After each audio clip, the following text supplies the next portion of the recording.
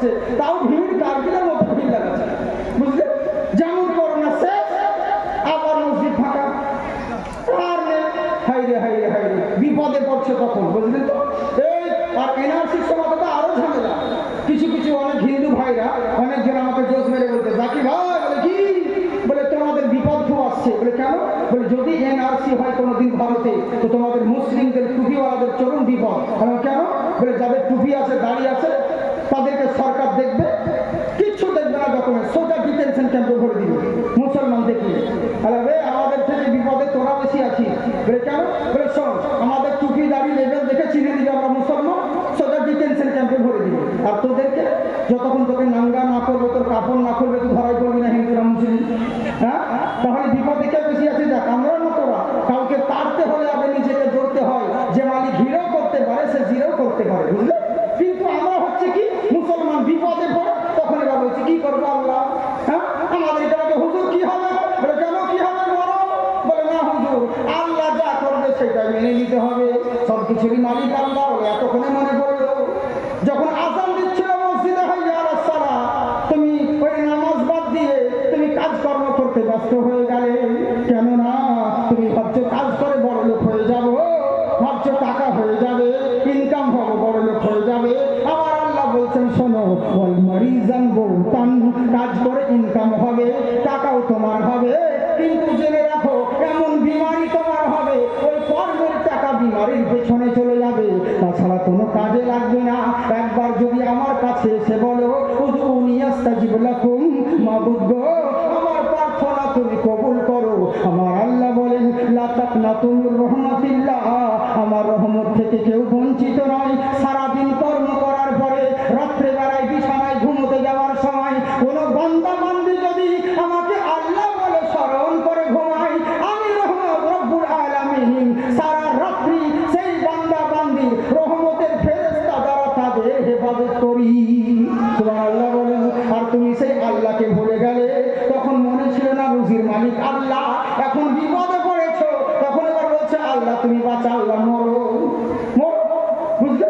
আজকে যে বিপদ সমাজের মধ্যে এত মুসলিমদের উপরে যে বিপদ আসছে, এর জন্য দায়ী কে বলে? তো কোনো নেতা, কোনো পার্টি, কোনো মোদি, কেউ নয়। এর জন্য দায়ী হলাম আমরা।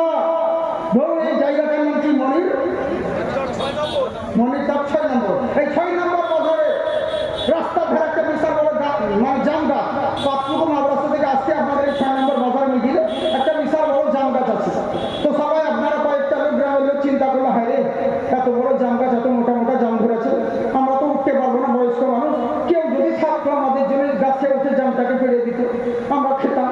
এই চিন্তা করছে। এদিকে ইমাম সাহেব চলে গেছে। মৌলানা সাহেব বলছে আমি ইমাম সাহেব, আমি সমাজের সেবা করি, তাবলীগ করি, আমাকে গাছে উঠাও, আমি তোমাদের জন্য জাম পেড়ে আনবো, এনে সবাই মিলে ভাগ করে খাবো। সাইড থেকে ফতোয়া দিয়ে দিল মৌলবীর গাছে ওঠা যায় না, বুঝলে? সাইড থেকে ফতোয়া তুলে দিল মৌলবীর গাছে উঠা যাবে না। আর একজন হুমরা চুমরা মানুষ এসে বলছে বাবা শোনো, আমি মেম্বার, আমি বিশাল বড় নেতা, সমাজের সেবা করি, বিপদ আপদ ঘটে, তোমরা আমাকে গাছে উঠাও, আমি গাছে উঠে জাম পেড়ে এনে সবাই মিলে ভাগ করে খাবো। লোকেরা বলল তুমি যোগ্য বাবা আছো, তুমি গাছে উঠার যোগ্য নেতা আছো, চলো। সবাই মিলে চেড়ে চুড়ে গাছে উঠিয়ে দিল। এবার নিচে বসে আছে গামছা পেতে, জাম পড়বে বলে, কিন্তু জাম পড়ে না, শুধু আঁঠি পড়ছে।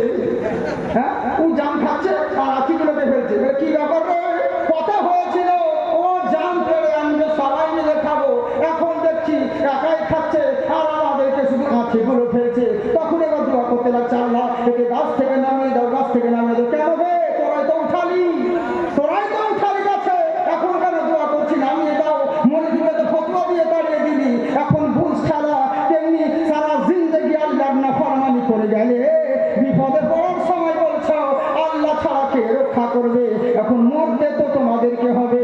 একটা কথা জেনে রাখো, যদি প্রকৃত মুসলমান হও, এহ জগৎ পরজগতে কোন জায়গায় কোথাও মুসলমানের একটা বাল পর্যন্ত কেউ বাঁকা করতে পারবে না, বুঝলে?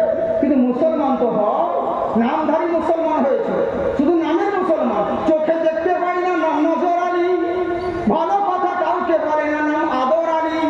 যার বাপ কোনোদিন সোনা চোখে দেখেনি, তার নাম সোনালী। যার রূপের কোনো বাহার নেই,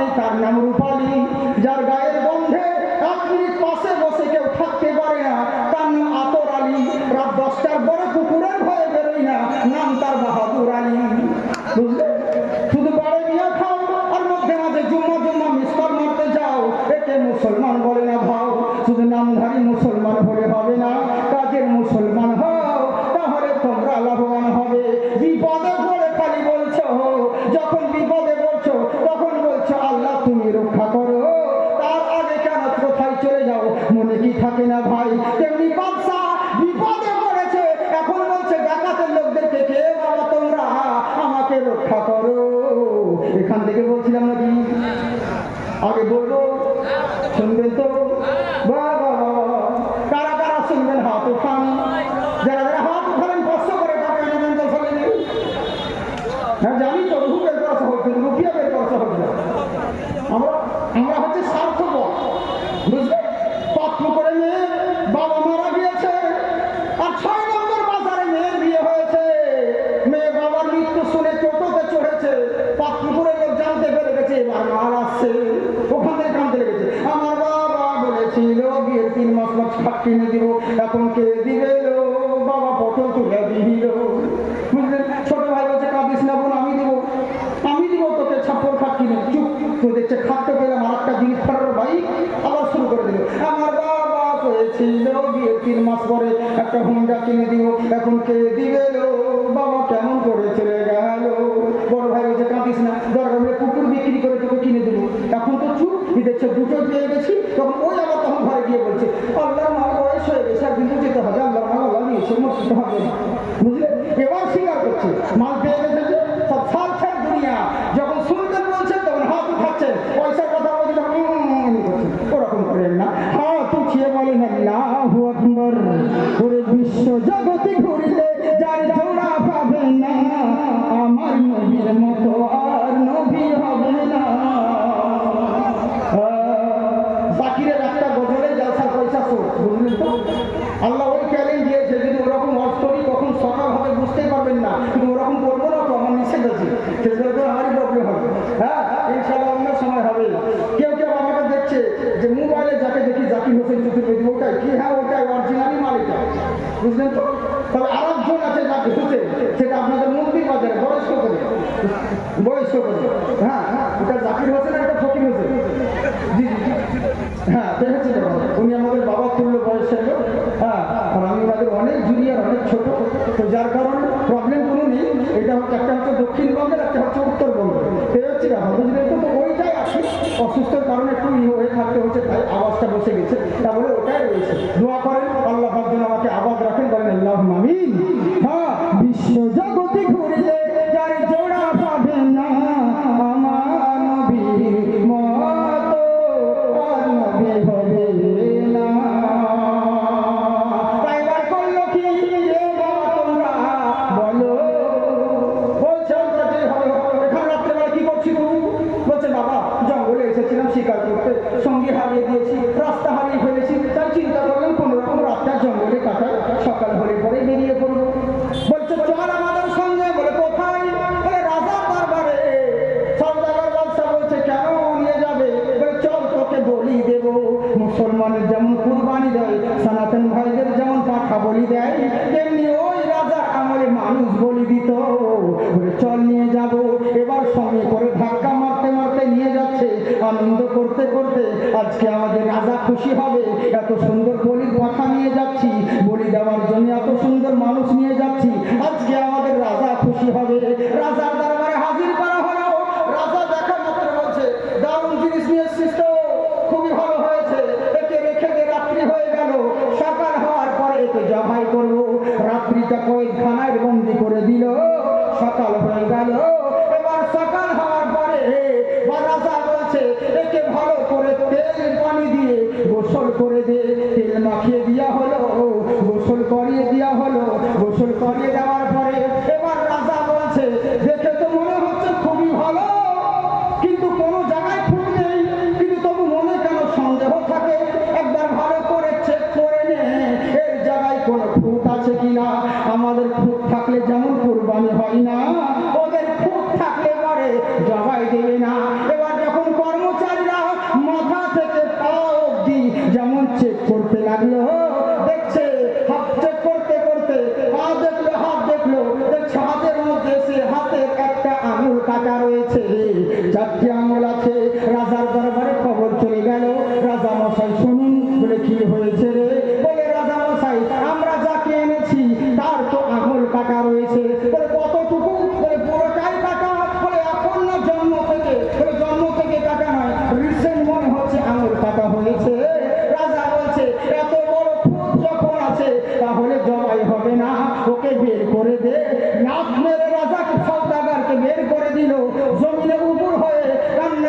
লাগলো, রব্বুল আলামিন আকরামাল আকরামিন, মাবুদ গো, আমার গোলাম বলেছিল হাত কাটার জন্য আমি দুঃখ করেছিলাম, আমার আল্লাহ যা করে ভালোর জন্য করে।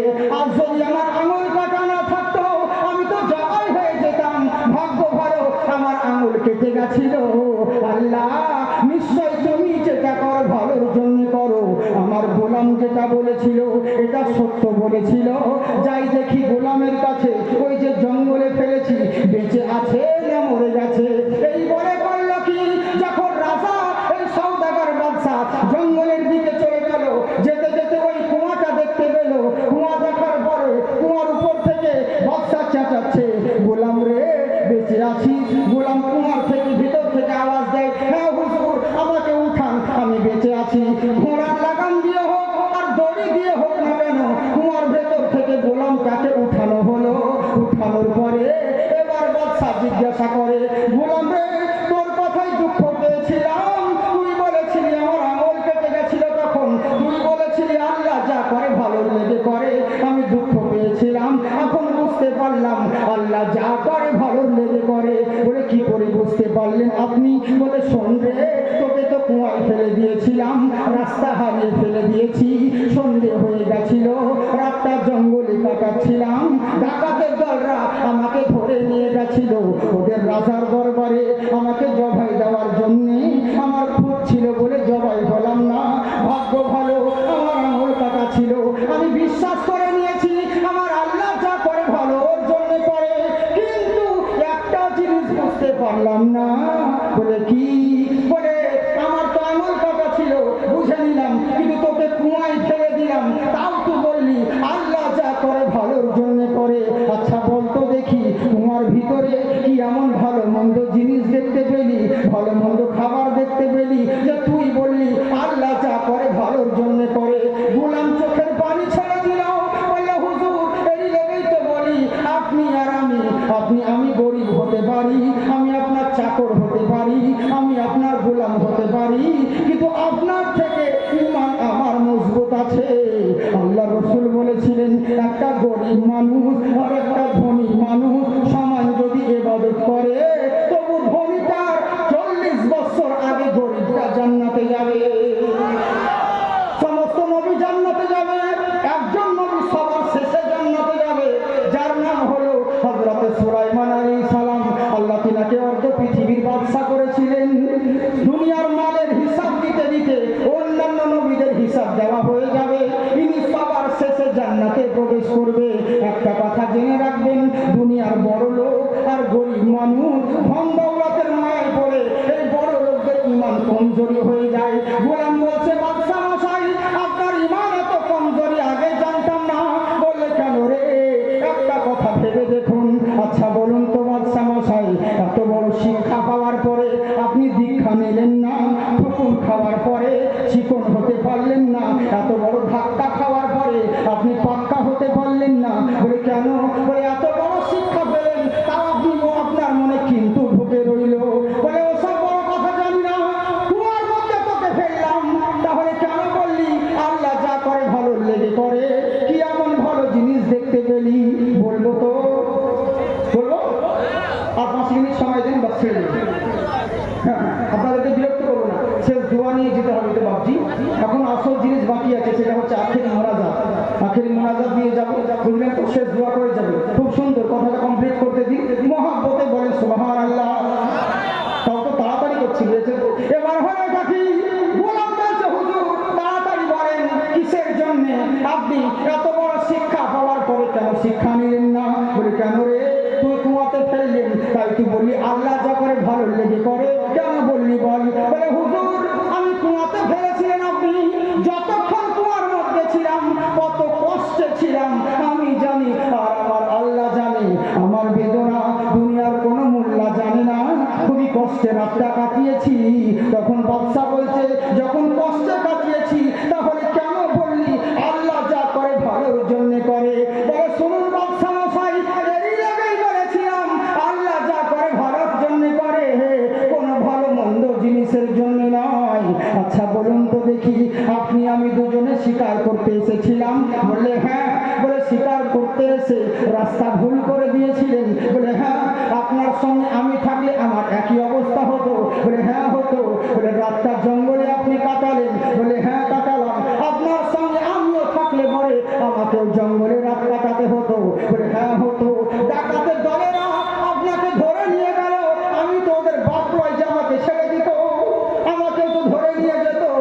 আপনার খুঁত ছিল বলে আপনি জবাই হলেন না, আমার তো কোনো জায়গায় খুঁত নেই, আমি তো জবাই হয়ে যেতাম। ভাগ্য ভালো আপনি আমাকে কুয়ায় ফেলে দিয়েছিলেন। এরই লেগেই বলি আমার আল্লাহ যেটা করে সেটা ভালোর জন্য করে।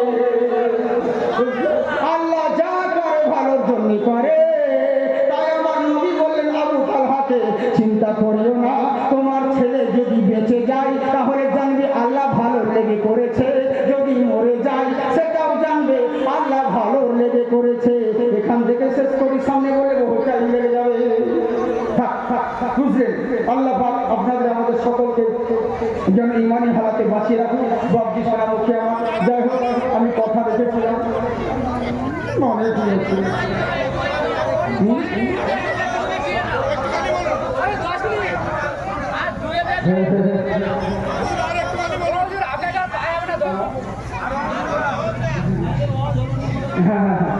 আসলে সেটা নয়, এখন আমার প্রথম মিট চলছিল যার কারণে সেরকম ভাই বলছি, তবুও তো সেরকম চেষ্টা করছি আপনাদেরকে। ইনশাল্লাহ অন্য সময় হবে, আপনাদের অসুবিধা হয় না, বিরক্ত লাগে না এতক্ষণ ধরে শুনছেন।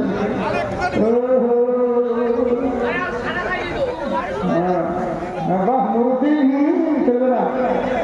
হ্যাঁ খুব ভাইরাল চলছে আপনি বুঝলেন তো। আমাদের মুরব্বী সাহেব হচ্ছে আরেকটু হোক আরেকটু হোক, ঠিক আছে তুমি যাচ্ছি ইনশাল্লাহ বলে দিই। তবে একবার মহাব্বতে বলে সুবহানাল্লাহ। হ্যাঁ আল্লাহ পাক আপনাদেরকে আলাদা রাখুন, জিন্দাবাদ থাকুন। একটা ছোট্ট করে অনেক আরজি ছিল, একটা নাচ শরীফ পড়া, একটা নাচ পড়ে দিই ছোট্ট করে। বাংলা, হিন্দি, উর্দু, ভোজপুরি, কি নাচ বলবো বলেন? বাংলা, হিন্দি, উর্দু, ভোজপুরি সব রকম আছে, যা নিবে। আল্লাহ হাজার কোয়ালিটি দিয়েছে, বুঝলেন তো। রিমোট টিপে মাল বেরিয়ে আসবে, কোনো ব্যাপার নেই। 2 লাইন ভোজপুরিতে বলে দিই, তাই তো 2 লাইন বলে দিই। बगिया मह कोयल घूमे गाये मल्हार हो, बगिया मह कोयल झूमे गाये मल्हार हो। हाँ गुडिया महल के बोली दारी हरी माँ, गुडिया महल के बोली दारी हरी माँ।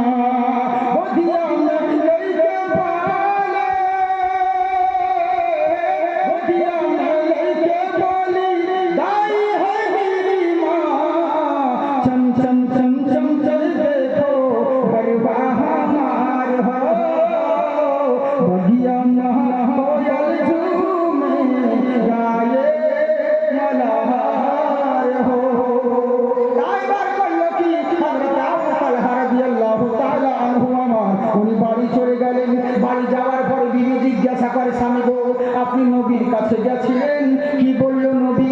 বললে শোনো আমার বিবি, আমার নবী বলেছেন আল্লাহ যা করবে ভালোর জন্য করবে। একটা কাজ করো, আমি বাণিজ্যে যাচ্ছি, আমি এখন ব্যবসা করতে যাচ্ছি, তোমাকে বাড়ির মধ্যে রেখে দিলাম। এটা কমপ্লিট করে দিই জাস্ট 5 মিনিটে। 3 দিনের হজ 1 দিনে করছি, বুঝতে পারছেন তো? হ্যাঁ হ্যাঁ এই হচ্ছে ব্যাপার। 3 দিনের হজ 1 দিনে করছি, কত স্পিডে বলছি এবং বহুত কথা আপনি নেপে দেখেন শুরু থেকে নিয়ে আমি শেষ অব্দি, মানে বক্তব্যের মধ্যে প্রথম থেকে শুরু করে কেমন আছেন, কি করছেন, গলা খ্যাপো, এটা সেটা মাইক ঠিক করা, ওসব আমি করিনি। সালাম দেওয়ার মতো বক্তব্য স্টার্ট করে দিয়েছি, বুঝলেন তো? তো যাই হোক, দেরি লেগে সময়ের দিকে লক্ষ্য রাখি। আর আমি যদি 10টা গজল বলে দিতাম বড় বড় 5 মিনিট করে, ওখানে তো 50 মিনিট হয়ে যেত, বুঝলেন? দেরি লেগে ভাই ভাবছি আমি সব ফাঁকিবাজ মুরগি নয়, বুঝলে তো। যতটুকু থাকি চেষ্টা করি মূল্যবান কিছু কথা বলার জন্য, তো যাকে অসুবিধা নেই। এই কথাটা কমপ্লিট করে দিই, খুব সুন্দর কথা, মন দিয়ে শুনুন। এবার করলো কি, বিবি বলছে স্বামী গো আপনি বাণিজ্য করতে যাচ্ছেন, ছেলে তো অসুস্থ রয়েছে, থাকুক, আল্লাহ যা করে ভালোর জন্য করে। স্বামী আমার চলে গেলেন, আল্লাহর কি কুদরত, আবু তালহা বাড়ি থেকে বেরিয়ে গিয়েছে, আর এইদিকে মালাকুল মউত ইসরাইল ফেরেশতা চলে এসে ওই জান তার বাবার বাচ্চার জান কবজ করে নিয়েছে। কিন্তু আল্লাহ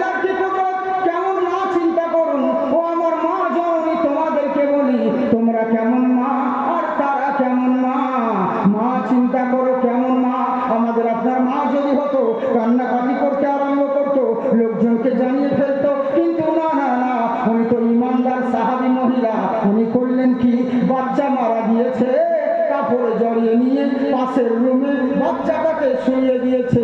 সন্ধে হয়ে গেল, সাহাবী আমার আবু তালহা রাদিয়াল্লাহু তাআলা আনহু উনি বাসায় প্রবেশ করলেন।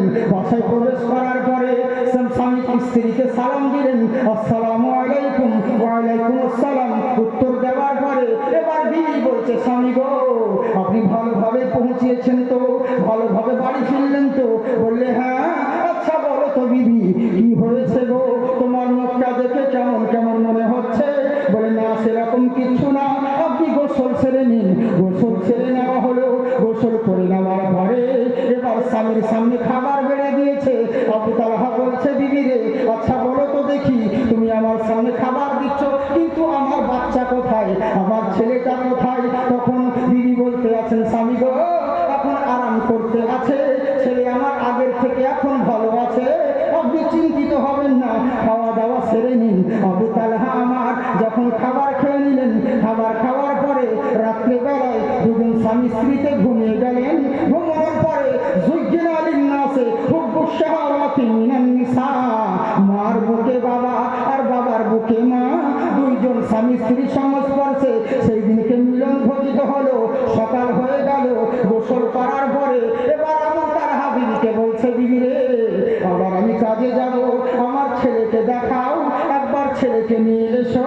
তখন বিবি স্বামীকে বলছে, আচ্ছা স্বামী, একটা আপনাকে কথা বলবো, একটু মন দিয়ে শুনবেন।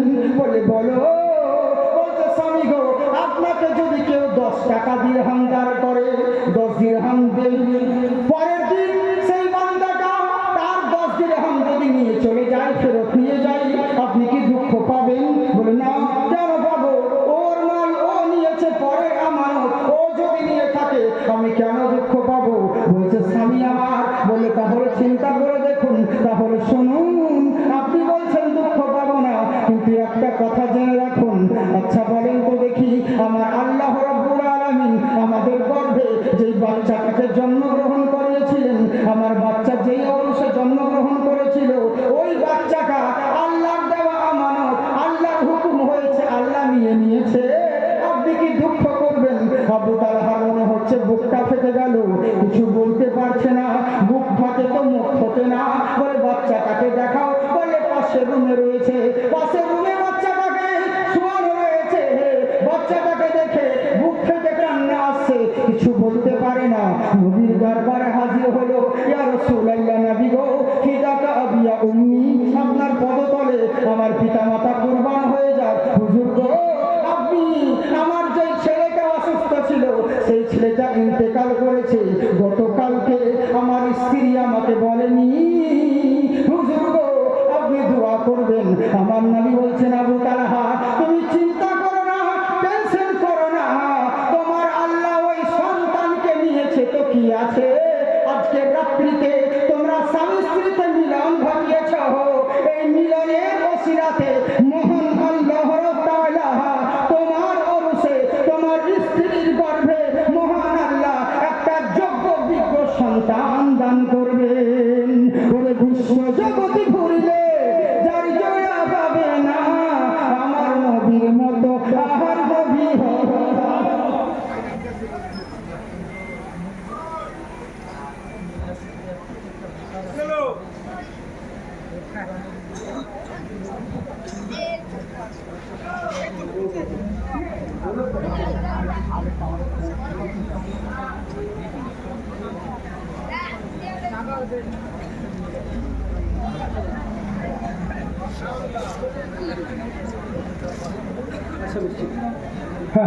যাই হোক, হ্যাঁ জি ইনশাল্লাহ, একজন অসুস্থ রয়েছে, ওনার জন্য দোয়া করবো। আর ব্যাপারটা হচ্ছে কি, ইনশাল্লাহ আমি আপনাদেরকে শেষ দোয়া হবে, যেহেতু আমি আপনাদেরকে বেশি বাড়াচ্ছি না, যেটা বলতে যাচ্ছিলাম সেটা ছেড়েই দিই। কত সুন্দর কথা দেখুন। বলে, আমার নবীর মতন কেউ নবী হবে না।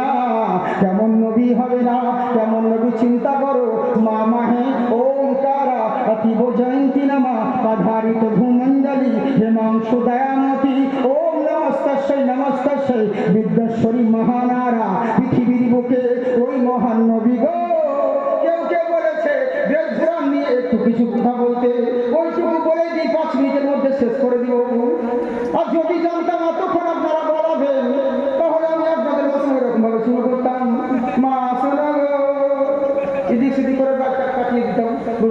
আসলে তা না, আমাকে তো দেখতে হবে, বুঝলেন? আমি তো আপনাদের মতো জান প্রাণ, আমি কিন্তু থাকি ভাবছি, বুঝলেন তো? জান প্রাণ আপনাদেরকে বলি, বসে থাকি না, বুঝলেন? না সে তো বটে।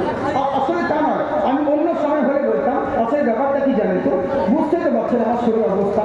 আমি যদি জলসায় না আসতে পারতাম, অনেকজন বলছে কি জানেন, আমাকে বলছে আপনার তো শরীর অসুস্থ, সবাই জানে ভালো করে যে আপনি এরকম পেশেন্ট, নিষেধ করে দেন, ফোনে করে দেন যে যাওয়া হবে না। বলছি না ভাই, আমার একটা অভ্যাস আছে, আমি বলতে পারি না পারি, স্টেজে উঠে সালাম দিব, আসসালামু আলাইকুম, একটু দুটা বছর বলে বললাম, বলতে পারছি না, মাফ করবো। সে পালিয়ে আসবো, লোকে তো বিবেক আছে, বুঝে বুঝে ছেড়ে দিবে। কিন্তু বুঝলেন, কিন্তু আমি কথা খিলাপ করি না। কেন? আমার জন্য কমিটি শুধু আমাকে দাওয়াত করেছে, আমি না এলে কোনো জায়গা আছে না, জলসা হয়ে যাবে, কিন্তু আমার কারণে অনেক লোকের মান সম্মান জড়িয়ে আছে। আমার জন্য কেউ মাথা নিচু করুক এটা চাই না, বুঝলেন? এরই দেখে আপনাদের মান সম্মানের জন্য আমি বহু দূর থেকে এসেছি, বুঝলেন? এরই জন্য আমাকে একবার ছেড়ে দিলে হবে, ওরা যতবার শুনবেন ততবার নতুন নতুন কত কি শুনবেন ইনশাআল্লাহ। আবার অন্য সময় আপনাদেরকে শোনানো যাবে। আমার দিকটা তো খেয়াল করতে হবে ভাবছি, বুঝলেন? একটু যদি গন্ডগোল হয়ে যায় তো সব শেষ, বুঝলেন? এরই লেগে বলছি, মহাব্বতের সঙ্গে বলেন সুবহানাল্লাহ। জি, তাই এবার করলো কি, কেমন নবীর কথা চিন্তা করুন। বলছে শুনে রাখো, ওই মহান নবী, ওই নবীর মতন কেউ হবে না, ওই নবীকে মানতে গেলে তোমাদের সব মানা হবে। বলে তাই নাকি? বললে হ্যাঁ। বলে কেন? ওম একম্মা বিরহম্মা, দ্বিতীয় নাস্তি হেনা নাস্তি কিঞ্চন পূর্ণং খালা, একটাই ব্রহ্মা, একটাই স্রষ্টা, যার দ্বিতীয় কোনো কেউ নেই। একটাই ব্রহ্মা, একটাই স্রষ্টা, যার দ্বিতীয় কোনো কেউ নেই। তবে জেনে রাখো, ওই আল্লাহ ছাড়া দ্বিতীয় কেউ নেই, কিন্তু আল্লাহর ছাড়া আল্লাহকে পৌঁছানোর জন্য একটা মিডিয়াম রয়েছে। ওই মিডিয়ামটা হলো এমন মিডিয়াম, ওম চতুর্ভুজ ভূমণ্ডলম পধারিত ভূমণ্ডলী হিমাংশু দয়া মতি দয়া নারা। এমন ভূমণ্ডলীতে মহান স্রষ্টার তরফ থেকে একজন মহামানব আবির্ভাব হবে। ওই মহানাবম পধারিত ভূমণ্ডলী, ওই যে মহানাবম মহানবী আবির্ভাব হবে, ওই নবী যদি চর্চা করতে পারো, হিমাংশু পথোদয়া হরিচর্য সর্বদাং মোহাম্মদা। জেনে রাখো, ওই মহামানবের নাম হলো সর্বদাং মোহাম্মদা, চির প্রশংসিত নবী মুহাম্মদুর রাসূলুল্লাহ সাল্লাল্লাহু তাআলা আলাইহি ওয়াসাল্লাম। ওই নবীর যদি চর্চা করতে পারো, হিমাংশু পথোদয়া হরিচর্য নমস্তুতে, ওই মহান নবীর যদি চর্চা করতে পারো, এখানেও লাভবান হবে, ওখানেও কামিয়াব হবে। বলে তাই নাকি? বললে হ্যাঁ। বলে কোন নবী গো? ওই নবী এমন নবী যার সঙ্গে তুলনা হয় না। কোটি কোটি পরমানতম স্তনপায়নি তো অতি সুন্দরম ওম সত্যমেব জয়তে। পৃথিবীর বুকে কোটি কোটি রকমের সৃষ্টি রয়েছে, নবীর সঙ্গে কাউকে এক্সাম্পল দিবে, নবীর সঙ্গে কারো উদাহরণ দিবে, এরকম সৃষ্টি তোমরা খুঁজেই পাবে না। কি করে তোমরা পাবে?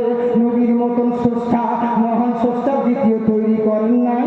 নবীর মতন সৃষ্টি মহান স্রষ্টা দ্বিতীয় তৈরি করেন নাই, তো পাবে কেমন করে? হযরত জিবরিল আমিন বলছেন, ইয়া রাসূলুল্লাহ, নবী গো, 1 লাখ কমবে 2,24,000 পয়গম্বরকে আমি দেখেছি হুজুর গো। আমি ইব্রাহিম নবীকে নমরুদের অগ্নিকুণ্ডে দেখেছি, আমি ইসমাইল নবীকে